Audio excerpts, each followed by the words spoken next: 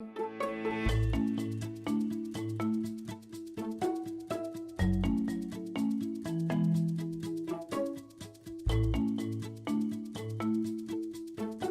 my name is Peter Summers. I'm a travel nurse recruiter for Atlas MedStaff, and I am a part-time maple syrup maker. Next to Don Summers, President and CEO of Somerskogen Sugarbush, and also a hobbyist maple syrup maker. Sort of a little reflective episode here. How did we get to this point? How did this hobby get out of control? well, you remember when it started?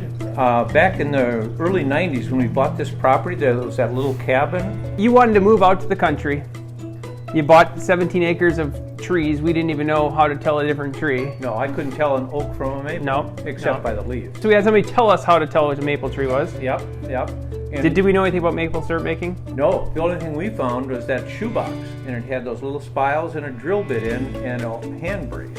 We thought, what are we going to do? Other people have made maple syrup, so we decided we should make maple syrup, and we put out 23 taps because that's what we had. That was in the box, 23 taps. So we put them out. Oh, remember we made a barrel stove. Yep. We took a 55-gallon drum and we cut it. We got a stove kit at Home Depot and made our own little boiler.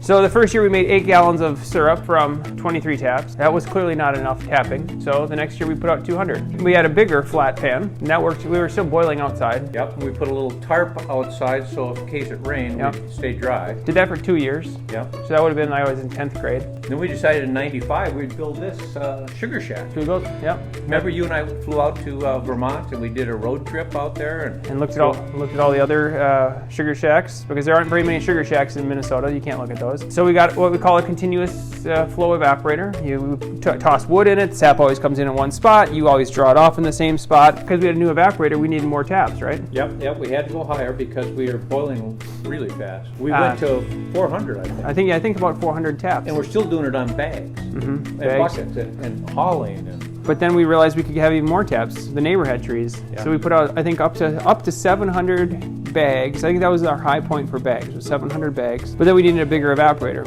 Yep, so we bought a bigger one. Yep, that was 4 feet wide, 12 feet long, continuous flow. And we did that for a while. 20 some years. And got up to about 1,100 taps, and then that evaporator developed a leak. Couldn't get it fixed. So we could either give up or go big.